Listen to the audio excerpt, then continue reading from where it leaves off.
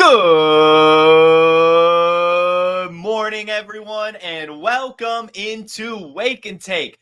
We are back from Detroit. The NFL draft is behind us. Just had an absolutely incredible week with the player profiler team, the people who came out to meet us, being boots on the ground at the NFL draft. I mean, it was just an unbelievable week. Shout out you guys for tuning in to make last week's Player Profiler draft coverage one of the best in the business. And shout out everyone at Player Profiler that I got to meet and hang out with this weekend. You guys are some incredible dudes, and I can't wait to be back next year.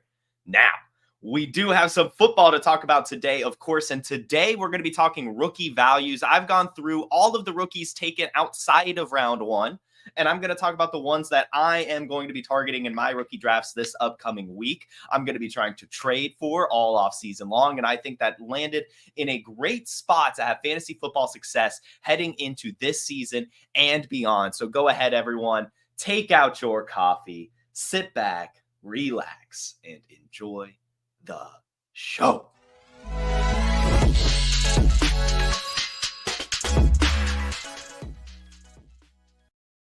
All right, everyone. Welcome in. Glad to see you all this morning. T-Bone, Big Time Timmy Jim. Great to see you guys over here on the Instagram chat as well. Thanks for tuning in on Facebook, YouTube, Twitter, wherever you guys are watching or listening. If you're listening to the Wake and Take podcast feed found down in the description. Now, guys, I do have a special announcement to make at the back of the show. Looks like Big Time Timmy Jim is already kind of teasing it. We do need 2 more for the Wake and Take Listener League. We want to draft today. So if you could pay $25 as the buy-in and you want to join a 32-team league startup starting later today, go ahead and send me a DM on Twitter. I did make sure to open those DMs so I could get the responses. The first two people to message me on Twitter, ask for the link, and can pay $25 by noon Eastern will get the invite leak. So go ahead, find me on Twitter at JFootballWine. Send me a message. Let's get you guys set up. So we've got rookies to talk about. Today's video is top 20 rookie values. But before we get into those top 20 rookie values, I did want to mention 3 players that I'm going to be kind of waiting around for, if you will. Now, these will be guys that, you could draft if you want, or you could probably acquire them, whether it be this offseason or even a couple weeks into the season when the points are actually scoring. I think that's something to kind of mention here. When we talk about buying players in fantasy football, you've, of course, got to remember that at some point, there's another buy window. And so right now, this is the big buy window for rookies. But, some of these rookies didn't land in the best spot, but they're still very talented and should still break out at the NFL level. So the 3 I'm picking out, I'm going with Blake Corum. Blake Corum, I'm going to wait to acquire. I know, guys, I talked about last week. He was one of my pre-NFL draft rookie flag plants. I'm a Michigan fan, right? I mean, we see the Michigan mug here.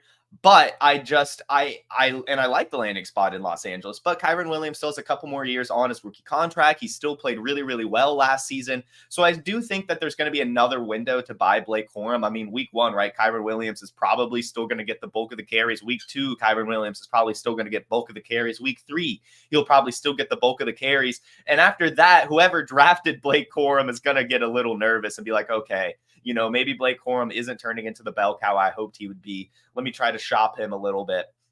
And I think you could kind of swoop in and acquire him for the future. Now, here's the deal. If you own Kyren Williams, I'm just not even going to risk it. I would like to have both of those running backs. I am a big insurance type of person. I love having my handcuffs. I think it's important, especially in our dynasty leagues, and especially when running back is kind of shallow. Injuries happen all the time. And so to have just one that can plug and play and still be as good as your starter is very important. That's not always the case with handcuffs, but it is the case with Blake Corum. If Kyren Williams goes down, Blake Corum's an RB1 as well, right? So, and it's possible they're both like RB2s, fringe RB3s, right? So I think that Blake Corum's still going to be good, but I think there's going to be a better buy window later in the season. Same with Will Shipley. Will Shipley's pretty good, and you might be able to draft him just because he's not going to go very high. But as Theo Greminger said, he is one of the most premium handcuffs found in this year's draft, if not the handcuff king. I mean, he's going to be Saquon Barkley's backup with pass-catching prowess on the Philadelphia Eagles. That's pretty spectacular. But again, I don't think Will Shipley's really going to sniff the field that often, if at all. Right? I mean, Saquon Barkley is just a true bell cow running back, a truly phenomenal running back who can do it in all parts of the field. So I don't think Will Shipley's really going to see much. But if Saquon Barkley does go down, then of course, Will Shipley's going to be awesome. So I'm going to wait to acquire him as well. And if I have Saquon, I might be drafting him. But even then, I might just hold off and see what could happen, week 3 or whatever, when someone's trying to clear up their roster, they need a starter. They might move on from Shipley at an easy price. And this guy is my last player that I'm waiting to acquire or drafting if you need a quarterback in Superflex leagues. I'm going with the hot one, guys. You knew that this would happen, right? All of you guys, I love you guys, Wake Take audience, you knew. You probably saw this pick and knew that I was happy about it. And this is Michael Penix to the Atlanta Falcons. I know that I'm one of the few people out there not calling this a bad pick. But if you guys will remember, I was also one of the few people not on board with the Kirk Cousins signing in Atlanta. I called it the most Atlanta Falcons move ever, paying a 36-year-old quarterback coming off a torn Achilles that has only won one career playoff game, almost $200 million, was a massive oversight and a poor decision by this organization.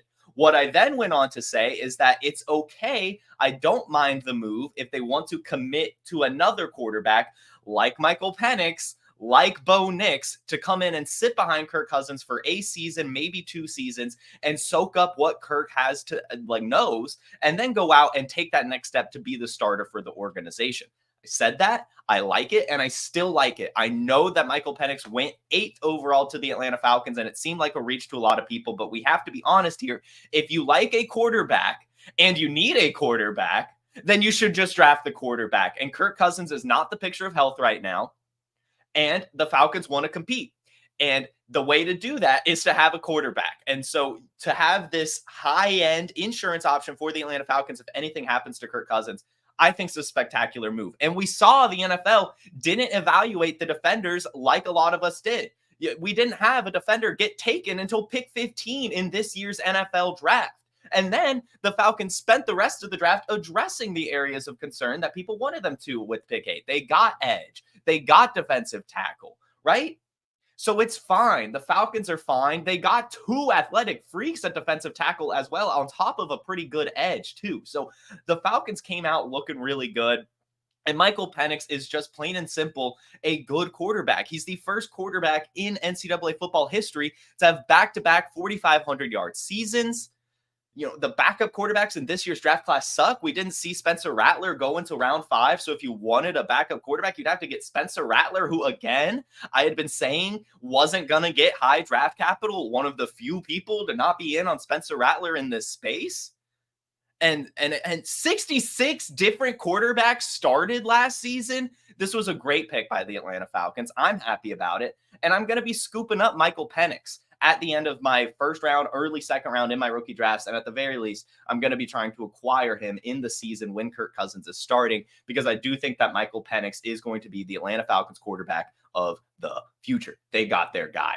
They just did, guys. They just did. So those are my 3 players I'm waiting to acquire. I still think they're studs: Will Shipley, Blake Corum, Michael Penix, but they didn't get the best of situations in terms of getting instant success at the NFL level. So now it's time to hop into the top 20 rookie values. And we're going to start.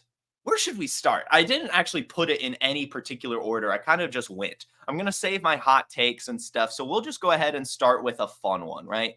Let's just start with a fun one. We'll go with an interesting one. We'll talk about Tyrone Tracy for a second. Tyrone Tracy Jr. went to the New York Giants in the 5th round, pick 31. And this is an interesting pick because Tyrone Tracy has a really, really solid profile. He has 82nd percentile 40-yard dash with a sub 4.5 and above 95th percentile burst and agility found on PlayerProfiler.com. He's got good size at 5'11", 209 pounds. And he's a wide receiver turned running back. Last season in college, he had 716 rush yards and 100 receiving yards, and just a really good profile, good metrics as well, good stats as well, and going to a decent landing spot with the New York Giants where it's just going to be him and Motor Singletary. And Devin Singletary, of course, has been a running back that has held other running backs off the field for a very long time. But he's also been one to kind of cede some sort of carry, some sort of workload to the running back too. I mean, even last year in Houston when Devin Singletary started catching fire, I mean, Dameon Pierce was still getting carries even if they weren't good. And so Tyrone Tracy is actually going to have an opportunity here with the New York Giants to kind of make a name for himself. And with late draft capital, kind of an unheard of name as well, and also being a little bit older at running back at 24, he's going to be a value in our rookie draft. You're going to be able to get him pretty late. And I wouldn't be surprised if he's starting on some fantasy football rosters next season. So I do like the Tyrone Tracy pick for sure. And I also love, this was an interesting one. This was a player that I did put in my pre-draft rookie flag plants last week when we were talking about it. And this one was Luke McCaffery. Luke McCaffrey was a player that I don't think any of us, not a single person, expected to be drafted in the 3rd round. But to see him get drafted in the 3rd round does everything to kind of inspire you to make you get confident in drafting a player like Luke McCaffrey, because there's one thing that everyone's been saying about Luke McCaffrey, and that's that he's a good football player. It's just that he's a little bit of a project because he's new to the wide receiver position.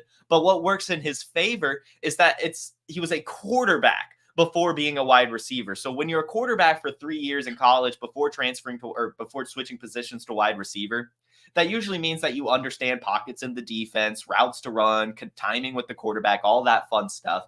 And he demonstrated that by having pretty solid years at Rice. He had 700 yards and 6 touchdowns his first year as a wide receiver. And his second year as a wide receiver last season had almost 1,000 yards and scored 13 touchdowns. So Luke McCaffrey had some production last year. Impressed at the Senior Bowl, had pretty solid combine as well, ended the day with 96th percentile agility, 75th percentile speed, and an 85th percentile catch radius at 6'2", 200 pounds. So Luke McCaffrey, I think, is a player that's going to come into the Washington Commanders with 3rd round draft capital and produce. And probably produce a little bit early as Curtis Samuel's gone, and Luke McCaffrey is easily going to slide right into that slot position. And we're talking about an air raid offense now with Cliff Kingsbury coming in, with Dan Quinn, who chucked the ball a ton when he was the head coach in Atlanta. Now, I know that was kind of a Shanahan thing, but still, it's an offense that we can expect to throw a lot. Even with Jaden Daniels, they're going to run, they're going to throw. I mean, we saw it at LSU. I mean, he was throwing touchdowns at an unbelievable rate. And so I'm buying into the Washington Commanders pass catchers. And I think Luke McCaffrey is one that, you draft, and I was expecting originally with Luke McCaffrey to be a taxi squad guy. Like, I thought he might take a year or two. But to be completely honest, with that draft capital, there must be something else that NFL organizations and the Commanders saw in particular that makes them think that Luke can come in and produce pretty early in his NFL career. And he's going to have the opportunity to. I mean, Jahan Dotson was pretty washed out last season. And I already mentioned that Curtis Samuel left. And Terry McLaurin, I think, is on his last year of his contract, maybe one more year after that. But still, Luke McCaffrey is landing in an excellent opportunity with good draft capital. So, and of course, has the pedigree with the McCaffrey name. So I'm making sure to at least get some shares of Luke McCaffrey this year. I think he's going to be an excellent, excellent slot receiver. And why don't I go ahead and stay with the Washington Commanders and say their other pass catcher, rookie tight end Ben Sinnott. This is another player that I said going into the draft was one of my flag plants. Ben Sinnott majorly impressed me at the Senior Bowl. I called him my honorable mention tight end because he did nothing but produce. He was really good at blocking. The best route runner at the Senior Bowl.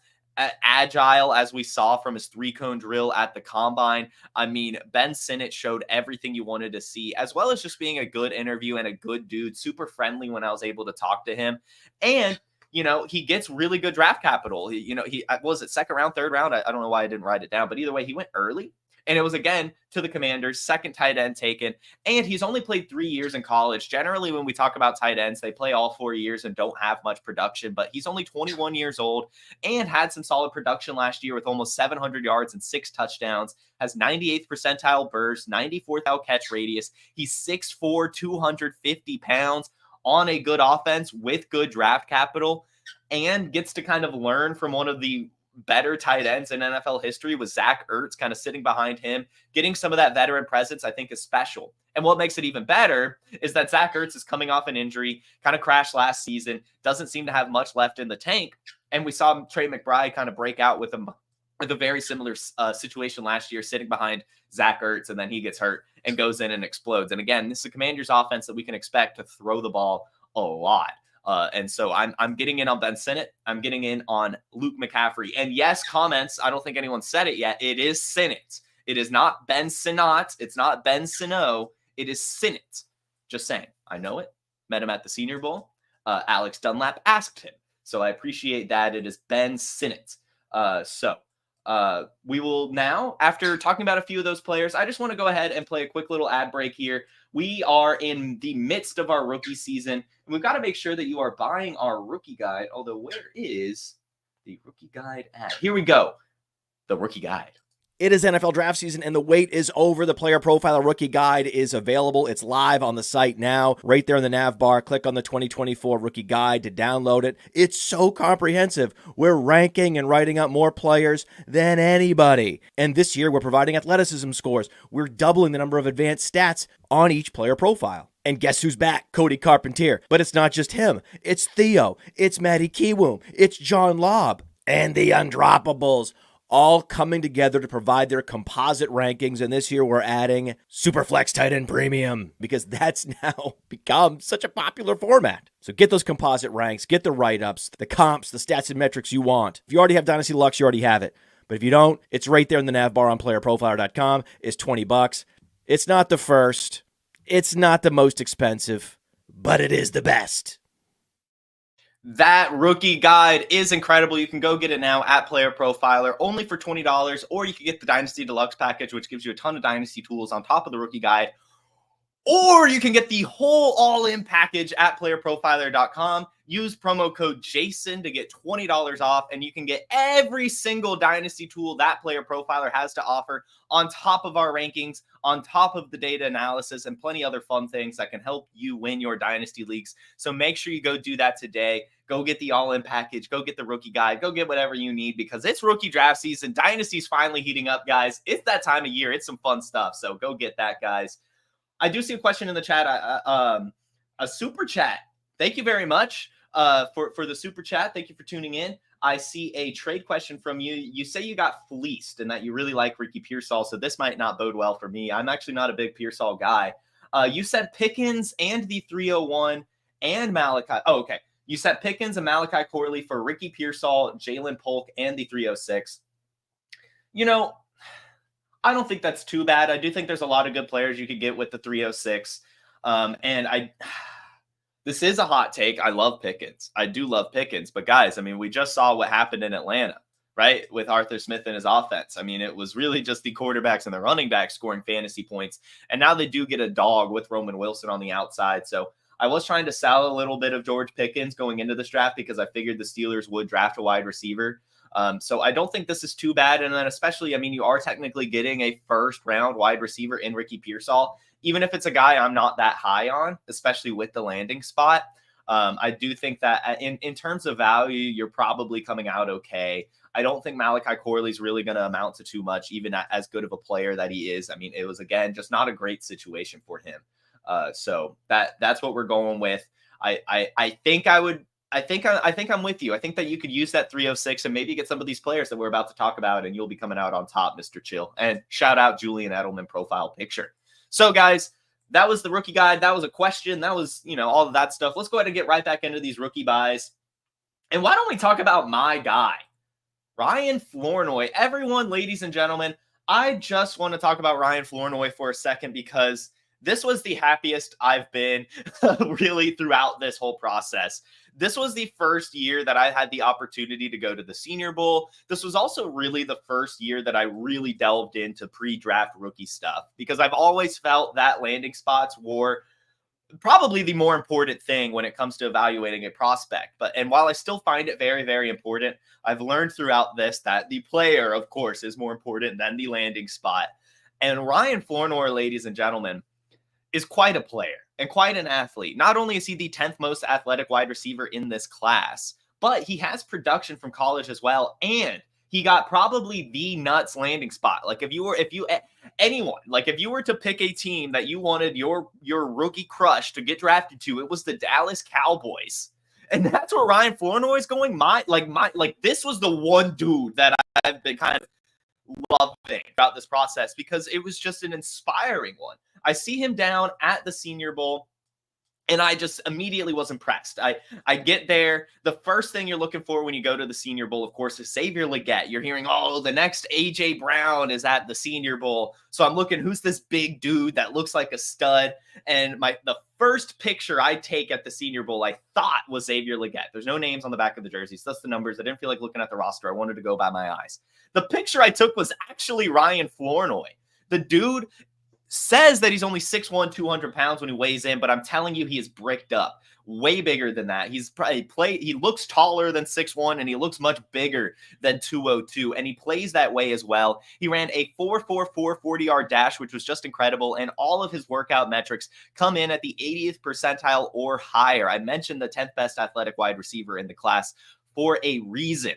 The dude's going to be a stud. He really, really is a hard worker as well. He goes into college around the COVID time. He goes to D2. Things don't work out. He has to go the JUCO route. And then when he goes to JUCO, he tears his ACL. What happens? He recovers from his ACL, leads his team in receiving, gets to parlay that into a D1 transfer, Southeast Missouri State, where he leads them in receiving yards in back-to-back seasons as well. Then he somehow earns a Senior Bowl invite despite playing for a smaller school and stands out at the Senior Bowl. I told you guys, I thought he was Xavier Legette when I first saw him, and he commanded targets. I mean, it was like pass after pass after pass was going to him, and he was catching them. He was earning trust from quarterbacks that he had never even worked with.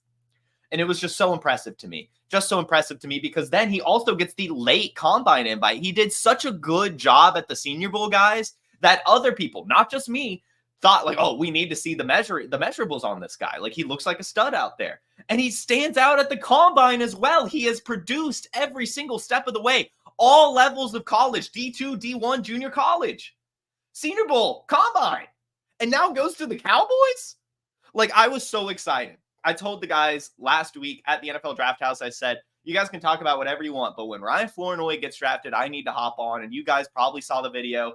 I was ecstatic by Ryan Flournoy going to the Cowboys. I genuinely think that they have a potential wide receiver 2 in him. I think Ryan Flournoy could be second on this team in receiving. Okay, maybe not in receiving yards because Jake Ferguson's still there. But like in wide receiver, I definitely think that Ryan Flournoy can outproduce Brandon Cooks. They're like easily.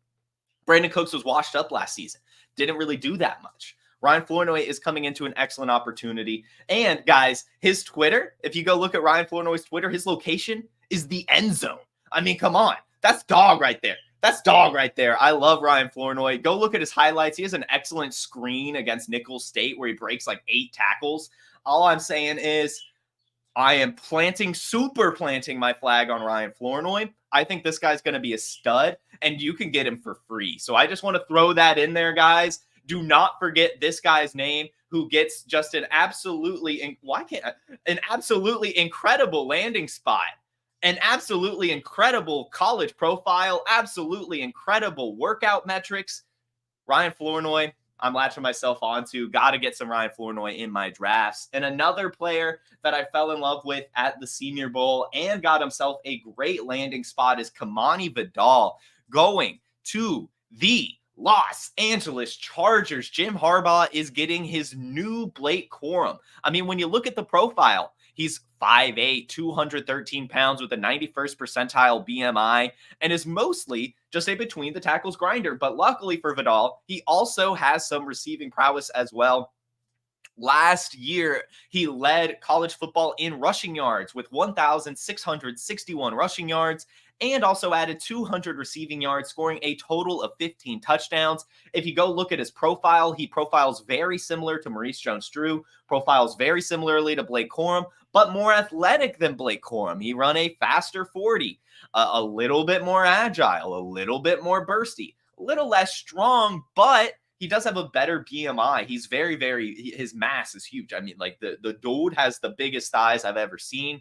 And it was just a really good interview as well at the Senior Bowl. And Hank Aaron's nephew. As we talk about some of these Nepo babies in this year's draft class, Kimani Vidal kind of slots in there. Really good college production, really good landing spot, really good profile. I'm very excited for what Kimani Vidal can bring. And I know I was kind of hyping up the J.K. Dobbins, Gus Edwards backfield, but Kimani Vidal is one of my guys, and I think he will be the most productive running back in this backfield, probably pretty easily as well. And I'm sure that Jim Harbaugh sees a lot of Blake Corum in Kimani Vidal, but he's more explosive. So I'm very happy with this landing spot. I think it's going to be very, very special for sure. I'm getting as much Kimani Vidal as I can. And another player that I think I'm going to get as much as I can on the same exact team, people have started to fade for absolutely no reason. I have to ask a question here to the audience. I know that Brenden Rice went in the 7th round, but he went to the Chargers. Like, it's like, if you, like, going into this draft, if we did not say the draft capital, if we were to tell you last week that Brenden Rice was going to the Chargers, every single one of us would have probably said at the very least he's a 2nd round draft pick. But because he went in the 7th round, we're all trying to imagine what made him go in the 7th round. We have no clue, guys. We have no clue. Something, right? Obviously something. But it doesn't matter at the end of the day. We've seen players produce after getting drafted late. And Brenden Rice is going into an excellent situation. And has a really good profile in college production. And another guy that impressed me at the Senior Bowl. I know that it's kind of concerning, and it's like, and it is so weird to me because a lot of people that I know personally was so in on Brenden Rice going into this process and is now out because of the draft capital. But going into it, they all, like, you loved the profile. You loved the college production. You loved the pedigree. You loved the interviewing.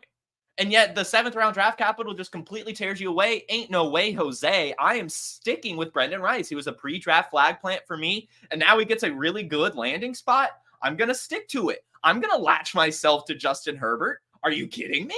Brenden Rice last season scored 12 touchdowns with Caleb Williams, and he's gotten better in college every single season. I know it hasn't been great, but he's gone from 100 yards to 300 yards to 600 yards to 800 yards, and even had some special teams production at Colorado before transferring to USC, had almost 1,000 return yards in 2021. Maybe he could be getting some return yards in Los Angeles with the new kickoff rules. I don't know, but there's no wide receiver on the Los Angeles Chargers that profiles as an outside wide receiver like Brenden Rice does. He's 6'2", 210 pounds, really crisp route runner, really strong, good hands, Jerry Rice's son. Quentin Johnston is not going outside. Josh Palmer's not that good, and Ladd McConkey's a slot receiver. Brenden Rice got everything we wanted. It's awesome. And it's so weird to me, again, because I'm hearing people like, oh, he fell to the 7th round, we don't want him anymore. But then I'm hearing like some of the same people get excited about an undrafted free agent. Like would you have rather Brenden Rice not get drafted? No, not at all. It's exciting that he goes to Los Angeles Chargers. Yes, I was bummed he didn't get better draft capital. But all that means is that I get to get Brenden Rice even later. And I'm so excited about it. Again, guys, I was at the Senior Bowl. My top 3 wide receivers in this order: Roman Wilson, Brenden Rice, and then Ladd McConkey. So to have Brenden Rice and Roman Wilson above them after putting my own eyes on them, I'm going to still like those players, which then leads me to Roman Wilson. And I know I talked a little bit about, George Pickens being a little bit of a sell. And I do think that's probably true. Maybe not anymore. Before the draft he was. I don't think so anymore. I still think George Pickens is a stud. And I think Roman Wilson is coming into an opportunity to be Deontay Johnson plus. I mean, let's talk about it for a second. Let's be a little bit honest here. Roman Wilson is better Deontay Johnson. He's quicker. He's a better route runner, has better hands. Roman Wilson, 5'11", 185 pounds, runs a sub 4.4, had 12 touchdowns with Michigan last year, and as a Stephon Diggs best comparable on PlayerProfiler.com. They get him in the 3rd round, which is just a steal, and he's going into an offense with some vacated targets. And I know, again, that we just talked about it, like Arthur Smith's wide receivers haven't historically been that good, but at least at this time, he's a coordinator. And Roman Wilson is going to be cheap because he is a wide receiver 2 on an offense that we're not expecting to pass the ball a ton. And I'm just going to bet on the player here because I really, really like him. Again, a Michigan fan, but he also just has that dog in him. We've all heard the story about hopping on the airplane to get to high school for a month straight, and, the production as well. So I like the landing spot.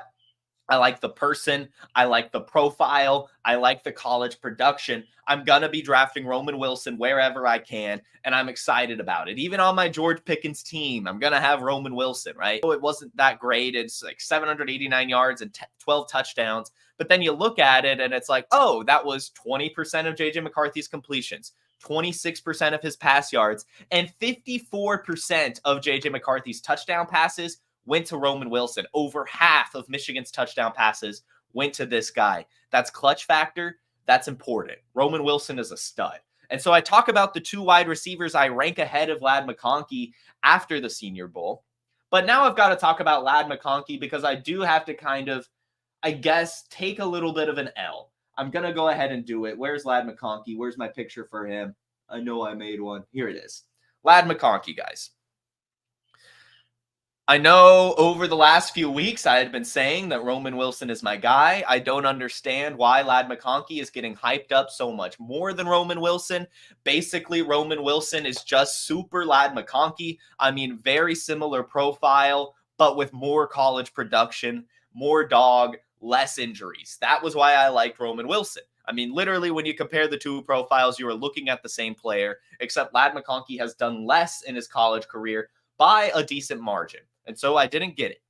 But to see Jim Harbaugh, who coached Roman Wilson, not really pass on Roman Wilson, but to go draft Ladd McConkey, I think does kind of speak some volumes. Because again, this is a guy who coached Roman Wilson, so obviously likes that type of player, and then trades back up into the early second round to get Ladd McConkey. So obviously he wants that type of player in his offense, and he probably knew that he could get Roman Wilson a little bit later, but Ladd McConkey is who he wanted. And so I do think that speaks volumes about Ladd McConkey. And so I'm going to have to say that I have to get excited about this. I do. Because again, it's a great landing spot. I like it for Brenden Rice. I like it for Ladd McConkey as well, and it's why I'm going to be buying into Justin Herbert. I know that Ladd McConkey doesn't have much college production, but he's a really good receiver, really good route runner, probably the best route runner in this class. We saw it at the Senior Bowl. We saw it at the Combine. I mean, the dude's a stud. And gets a really good landing spot with the Los Angeles Chargers. I mean, Justin Herbert is going to love him. And we just talked about how Roman Wilson was a stud for Michigan. Ladd McConkey, again, profiles very similarly. I'm sure a lot of that same usage is going to go to Ladd. And so it's very, very cool stuff. So Ladd McConkey, stand out at the Senior Bowl, stand out at the Combine, gets very early second round draft capital going to the Los Angeles Chargers. Probably going to be a stud. I like it. I like it a lot.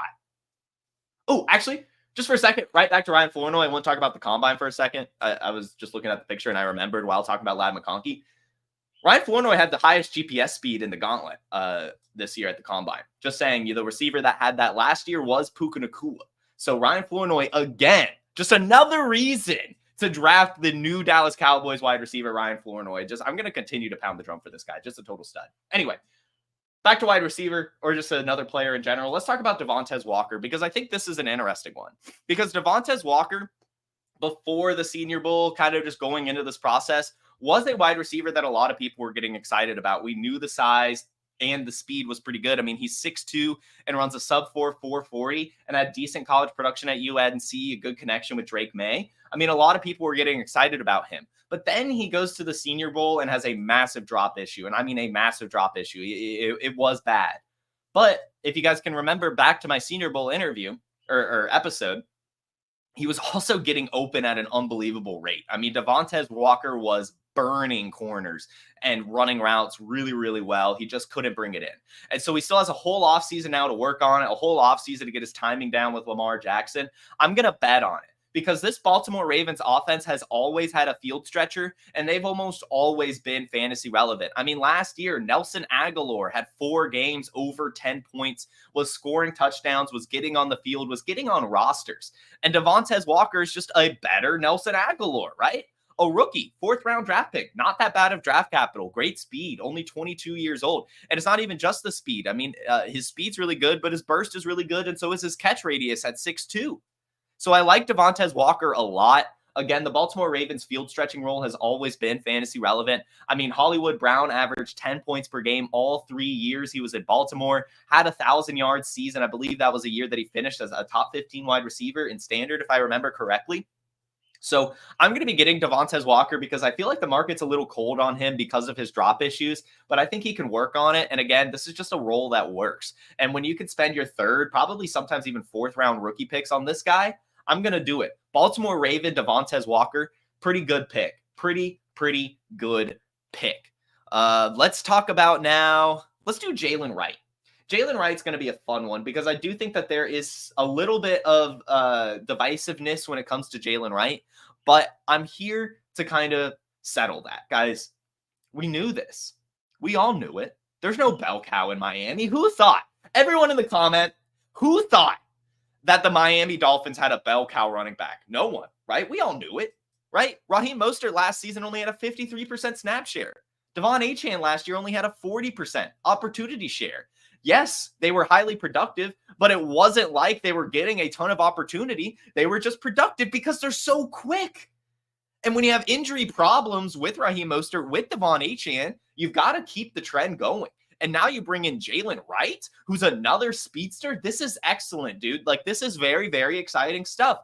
All of these guys can just get like a 30 to 40% opportunity share, kind of bounce back week in, week out, and just score us some fantasy points. And Jaylen Wright is going to get lowered and lowered and lowered in our rookie drafts because of this landing spot. But it's an excellent one. They have an out on Raheem Mostert's contract at the end of the season.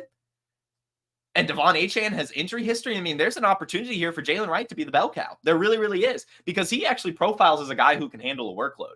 He's 5'11", 210 pounds, again, runs a sub-4 440, and was very productive at Tennessee last year, had over 1,000 rush yards and even had over 100 receiving yards. I mean, Jaylen Wright has a great profile, really solid college production, and gets an excellent landing spot. I mean, they're going to know how to use Jaylen Wright's speed in Miami, and he's going to get a ton of carries.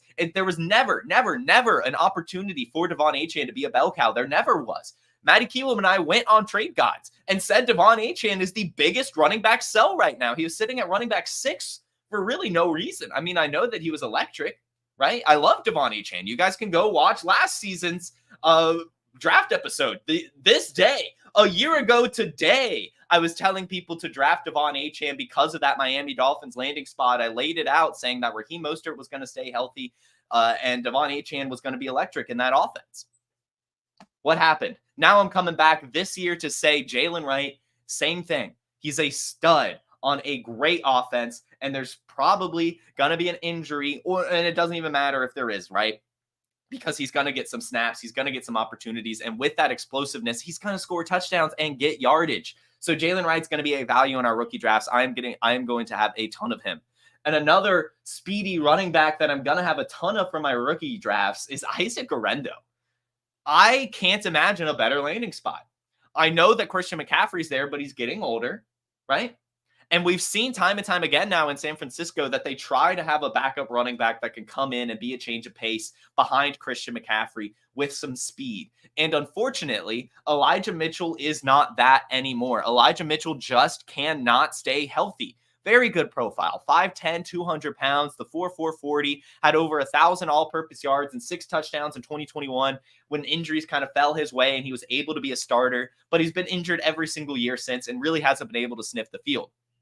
Isaac Guerendo, on the other hand, is going to be able to sniff the field because he also has the size and weight on top of the speed to be like a true running back at the NFL. He's 6 foot, 220 pounds, and ran a 4.33 40-yard dash at this year's NFL Combine. This is an excellent landing spot. This is excellent. I talked about it on the draft live stream. I said that this is the nail in the coffin for Elijah Mitchell. Isaac Guerendo is the handcuff to Christian McCaffrey and will probably see the field at least a few carries every single game. And what he does with that is up to him if he wants to score or not. And so Isaac Guerendo is a player I'm not waiting to draft. I'm not. I know that he's a handcuff, but I do think he's going to sniff the field. And if anything happens to Christian McCaffrey, it's just going to be, a ceiling times 1,000. Isaac Guerendo could be a total stud if injuries go his way. Excellent landing spot, excellent profile. I know he doesn't have much of the college production, but let's put it this way. Isaac Guerendo was Braylon Allen's backup and got drafted before Braylon Allen. That speaks volumes. Going to the Niners with that profile, it's going to be good stuff. Get some Isaac Guerendo on your team, guys. And get some Jaylen Laube as well. This was another player that fell, kind of taken at the back of the 6th round, but he also got a great landing spot. If there's one thing we know about Jaylen Laube, it's that he is a pass-catching running back. And if there's one thing we know about Zamir White, it's that he's not that good of a pass-catching running back. Yes, he can kind of do what Isaiah Pacheco does, get some screens, run it into space, and hope to break some tackles. But Jaylen Laube is an actual satellite back. You know, to quote Josh Larkey, Zamir White didn't even have 100 receiving yards last season. Jaylen Laube had a game with 295 receiving yards just in one game last year against Central Michigan. I mean, the dude's a stud. He was the focal point of the offense at New Hampshire, has a really, really good profile at 5'10", nearly 200 pounds, with above 50th percentile workout metrics across the board, with really, really good agility. And over the last 2 seasons at New Hampshire has had over 100 receptions and over 1,000 receiving yards as a running back. Jaylen Laube is coming into an offense to where he can be the satellite back right behind Zamir White, get a ton of pass catching work with Gardner Minshew, who dumps it off a ton. Jaylen Laube, I'm getting a ton of in my rookie drafts for sure.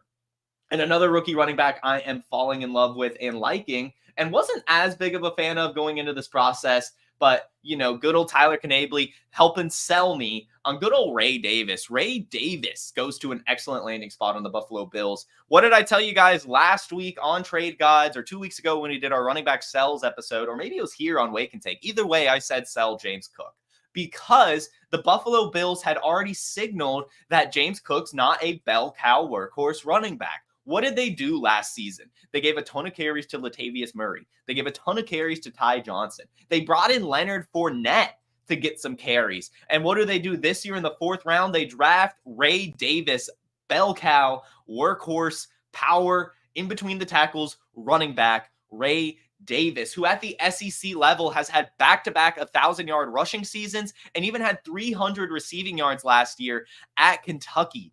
Ray Davis, 5'8", 211 pounds with a 4.5 40-yard dash. Solid enough profile with good production. Again, back-to-back seasons at the SEC with over 1,000 rushing yards.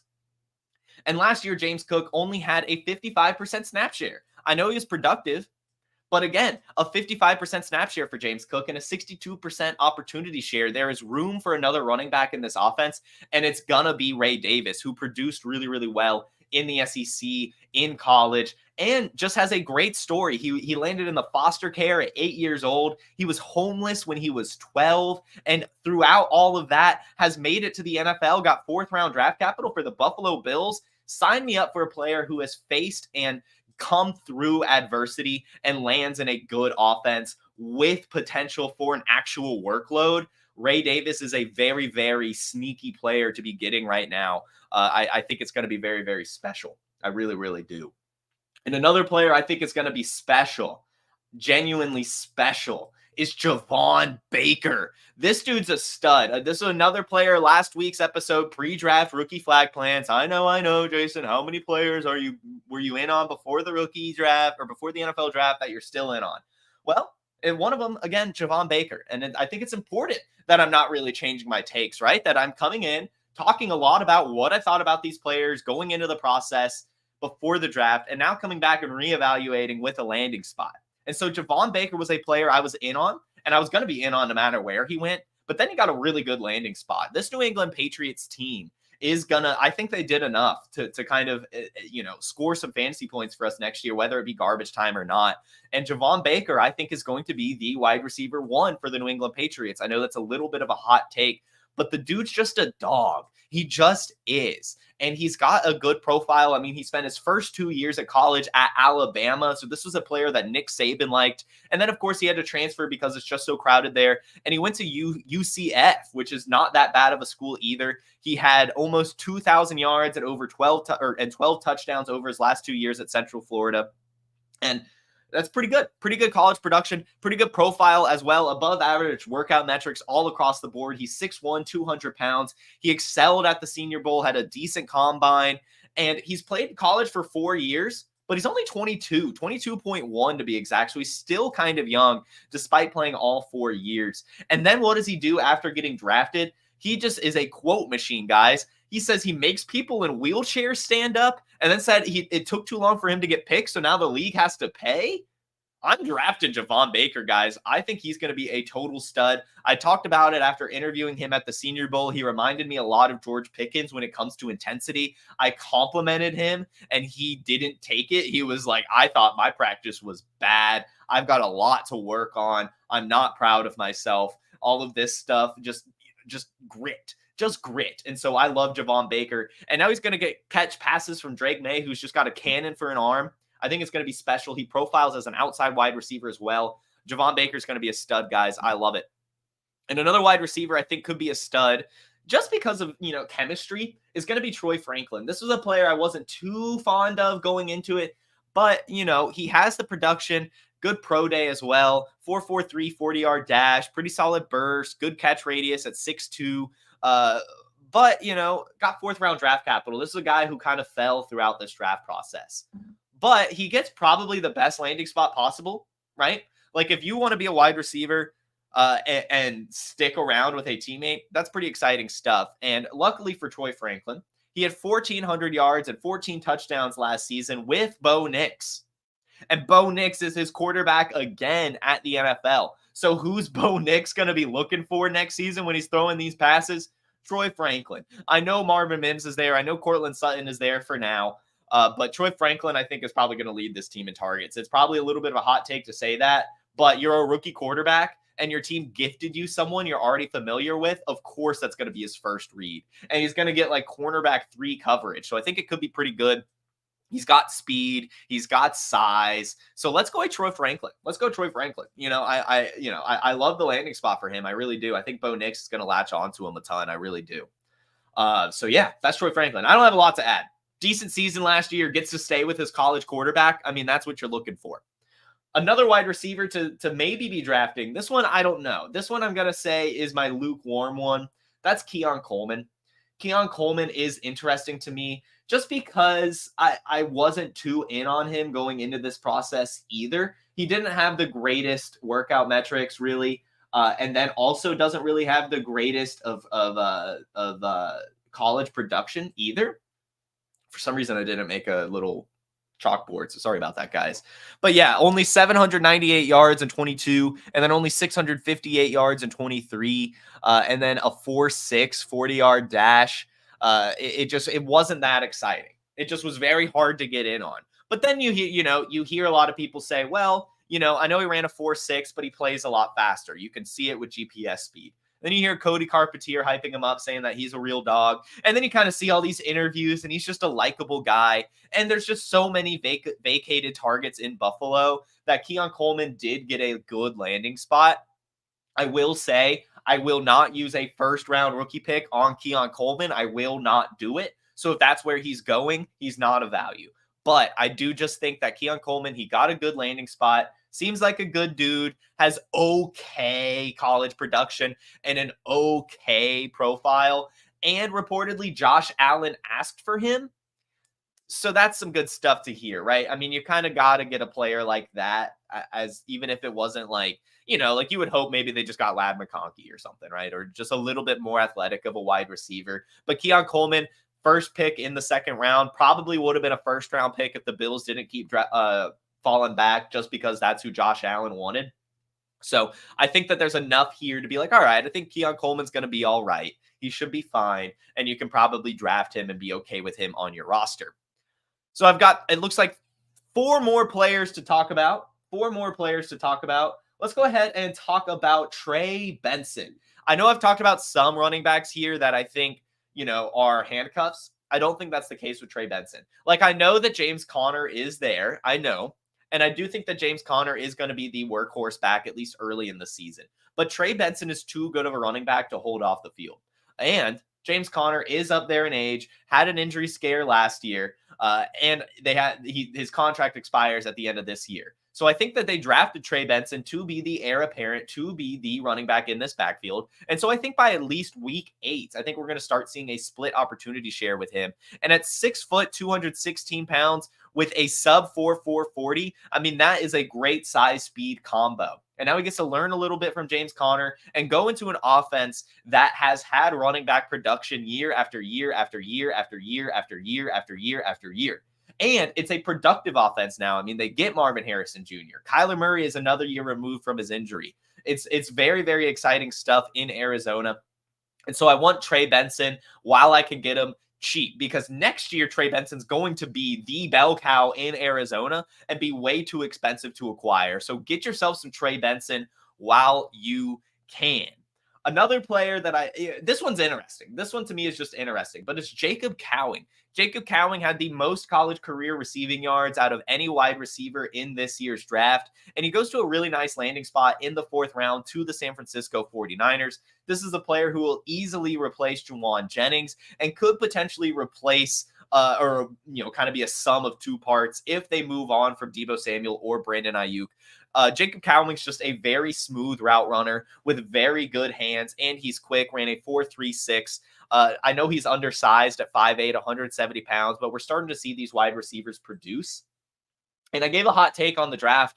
At ADP, I am taking Jacob Cowing over Ricky Pearsall, and I would not be surprised if Jacob Cowing outproduces Ricky Pearsall next season and beyond. Jacob Cowing is just that type of player. He's produced every single step of the way. You know, his junior season at his first 1,000-yard season at UTEP has special teams production as well, consistently catching touchdowns, and honestly wasn't that injured. Cody Carpentier said it. He only missed 3 games throughout his 5-year college career. That's pretty good. I mean, that's durability. And so I think that Jacob Cowing, even though he's undersized, is going to be pretty good at the NFL level. You know, we had the injury scare at the Senior Bowl, but then he came back, recovered, had a very impressive combine. I mean, I think that shows toughness. I think that shows a little bit of health too. I know it was just a little bit of a scare, but still, Jacob Cowing is a player that I think is electric. I love the profile, love the college production, and really do like the landing spot if they move on from one of Brandon Ayuk or Deebo Samuel. I think that Jacob Cowing is just, I mean, like, he's Tank Dell, essentially. I mean, a very, very crisp route runner that I think is going to earn the trust of his quarterback. And the defense is just not going to be able to key in on a guy like this. Jacob Cowing, a stud. I like him a lot. I really, really do. Stood out to me at the Senior Bowl, stood out after the combine. Really good interview, good college production. Get this guy on your team. And another player I want to talk about here is MarShawn Llyod. This one's interesting because, again, this was a player that I was very much in on going into this draft. I loved him at the Senior Bowl. He was my number 1 running back coming out of the Senior Bowl, and I just loved the profile. I mean, this is a guy who, you know, just has really good size. He's 5'9", 220 pounds, has 93rd percentile speed and strength, coming in at the 86th percentile at the bench press at this year's combine. And at USC last year, he had over 1,000 total yards, had 9 touchdowns, averaged over 7 yards a carry and 19 yards per catch. Just super, super explosive. And I know Josh Jacobs is there this year, but there is an out on his contract after this season, to where if MarShawn Llyod does enough, they could just move on, because they would have to pay Josh Jacobs a ton of money. And so there might not be much opportunity for Llyod this season with Josh Jacobs there. But if there's an injury, or, you know, if MarShawn Llyod is just good, like I expect him to be, he'll probably sniff the field a little bit. I think MarShawn Llyod easily goes in over A.J. Dillon and is the RB2 on this offense. And I wouldn't be surprised if he eats a little bit into Josh Jacobs' receiving workload. He's a very, very good receiving back. He's good in pass protection as well. He demonstrated that at the Senior Bowl and at USC. And so I think MarShawn Llyod is an excellent running back to be getting in our rookie drafts. He's going to be good to acquire and cheap to acquire because of the landing spot, but he's a stud with a good profile, with good college production, and a good landing spot. So I'm getting MarShawn Llyod, especially if I own Josh Jacobs. I think that he's a handcuff to own, and going into next year could potentially be a bell cow main running back on this team. And the final player to talk about is going to be good old Jonathan Brooks. This one was surprising. I think all of us expected him to go to the Cowboys and definitely didn't expect a team to trade up before the Cowboys to draft Jonathan Brooks, and probably didn't expect it to be the Carolina Panthers, especially with Chuba Hubbard having a good year last year and with how much money is tied up in Miles Sanders' contract. But this is the final year of Chuba Hubbard's contract, and Jonathan Brooks was staring them in the face. Well, they had to trade up to get him, but a true bell cow running back was staring them in the face. They took him in the second round, was the first running back taken like a lot of people expected. And I think he's going to fit into this offense very, very well. He's going to be able to take a little bit of time to recover fully while Chuba Hubbard can take the backfield. But he has a ton of tread on the tire. I mean, he was sitting behind Bijan Robinson at Texas, and then last year had over 1,000 rush yards and almost 300 receiving yards before declaring for the NFL draft. He's 6 foot, 216 pounds, and gets a very good landing spot. We saw Chuba Hubbard good last year, and Dave Canales now coming to Carolina. We saw Rachaad White look good last year, and I think that Jonathan Brooks is going to be a true bell cow on this offense, whether it be as a runner or a pass catcher. Bryce Young's going to like him a lot. The Carolina Panthers are going to like him a lot. And I'm drafting Jonathan Brooks while I can, because when he gets healthy, I think he's going to be impossible to acquire. I really do think that Jonathan Brooks is the RB1 in this year's draft class, and he's not necessarily being valued as such. He's still going around the range as the other guys, but he has the highest ceiling and a really good landing spot, and not many people are really talking about it. So Jonathan Brooks, I like it a lot. I'm getting Jonathan Brooks wherever I can, especially since he's probably going in these second rounds, end of first even, probably second, especially in Superflex. So I think that that's a steal and a half when it comes to this guy. So those are my 20-plus rookie values and guys I'm targeting after the NFL draft. Thank you guys so much for tuning into this. Thank you for sticking around and listening to me ramble. Let's go ahead and see if we have any questions. Looks like we do. 60 comments I have not checked in the chat. I had to check out. I started flowing a bit there for sure. All right. So I see a super chat here for the memes. Thank you so much for tuning in. Thank you so much for the super chat. You were offered a 25 first Trevor Lawrence and DK Metcalf for CJ Stroud. Essentially, should you do it? I mean, that's a solid offer, but I think, let's see. So you have Christian Kirk. You have JJ McCarthy already. It's a 12-man super flex. You have AJ Brown as well. So left Andre Eckler. I think you might be okay to. I do not want to trade CJ Stroud like at all. So this is tough on me, but I do think you're getting a solid return. I might see if they could throw in like another running back, just because your running back room is a little hurt. If they have like a Brian Robinson, I think that would pair perfectly with your Austin Eckler and help close the gap a little bit. But I think essentially, if you're trading CJ Stroud, you need to win the trade. And I think that this is more so just a fair trade. So I'm not upset about it, but I think I would probably lean Stroud just because I want to win if I am moving on from a player like him. Let's see. You are on the board right now with the 306. Best available is Penix, Jaylen Wright, Javon Baker, Jerry Rice's son, McMillan, S-Man Lloyd. Jaylen Wright is the answer here. Jaylen Wright is definitely the answer here. How many targets did the wide receiver 2 in Atlanta get? Not that many, but to be fair, there wasn't necessarily a wide receiver 2. Like Mac Hollins had some weeks. Jonnu Smith and Kyle Pitts, I guess, technically, combined. Like, I think if you just combine it all, it might be fine. And Mike Tomlin is still going to be the one calling the shots, a little bit more so. Here's a good question. Am I taking Roman Wilson over Blake Corum? And I think that's going to come down to team build. I think yes. I think I would rather. Yeah, I mean, if I need a running back, I'll probably go Corum. But if I need a wide receiver, I'm probably going Roman Wilson. All right. Heading towards a rebuild, most likely, to answer your question. The 25 first hurts. Let's see. We'll move on. Let's see. Wright and A-Chain are the future 100%. That's going to be a great backfield. Very much going to be a great backfield. A-Chain will win you weeks in best ball, and so will Jaylen Wright. They both will.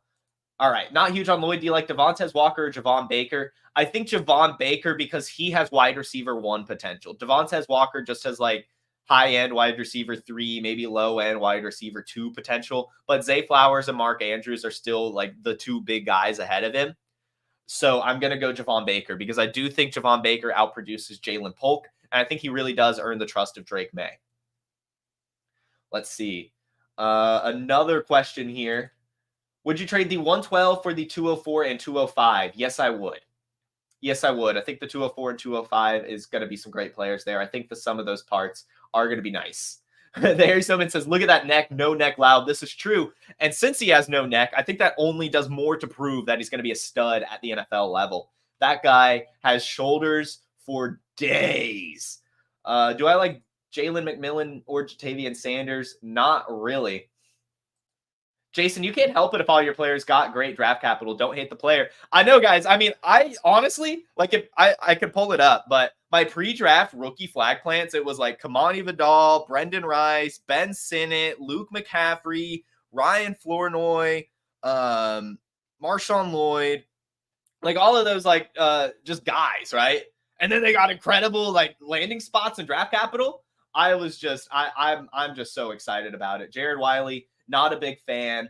Not a big fan at all of Jared Wiley. I think he was fine, right? And, what was actually surprising about Wiley is that he was actually named the tight end for whatever team he was on, the national or the American team. I can't remember at this point, but, he was named the best tight end on his Senior Bowl team.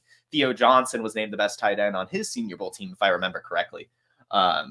So, yeah, I mean, it could be fine, but I think the way I'm looking at this, I guess, to answer your question is I think if Travis Kelce retires, the Chiefs offense changes. Like, I don't think they're going to look at Jared Wiley to be Travis Kelce. I think they're just going to look at Jared Wiley to be a decent tight end. And so I don't know if there's really much value to be had there, at least right now in our rookie drafts. If anything, you could probably trade for Jared Wiley mid-season if you do think that he could overtake Travis Kelce. But I think with the Xavier Worthy pick, I think with bringing in Marquise Brown, I think the Chiefs are starting to trend more towards a wide receiver team than a tight end team.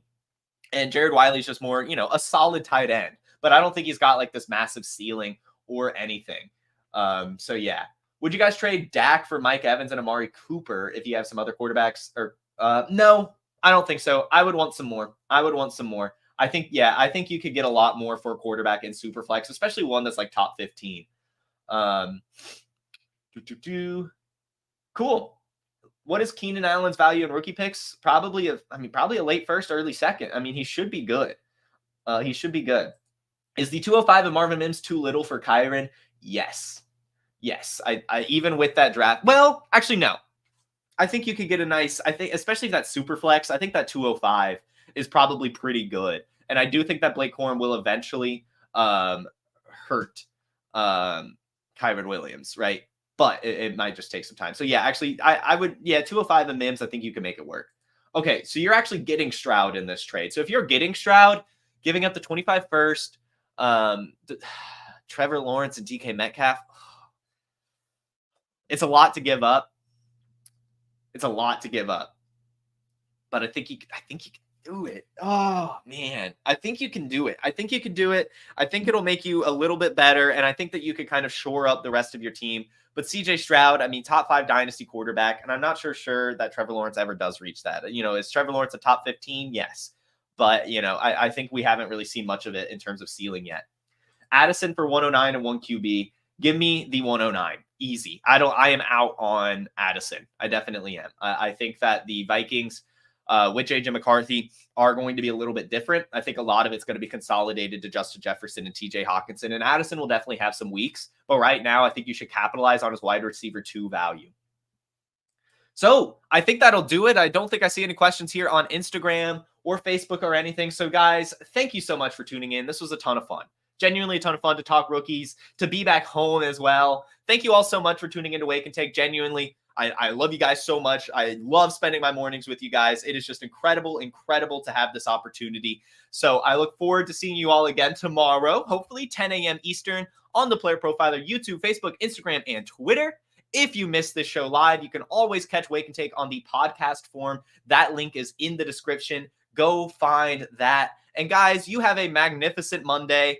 Good luck on all your rookie drafts. And again, we do have, I think, one spot left. I know I at least have one DM about joining the Wake and Take Invitational. Go ahead and send me a DM if you haven't. I know that we are definitely getting Mr. T-Bone in the Wake and Take Invitational, but I'm not sure if I've had a second DM. So anyway, guys, thanks again. Have a magnificent Monday, a wonderful rest of your week. Let's go rookie drafts.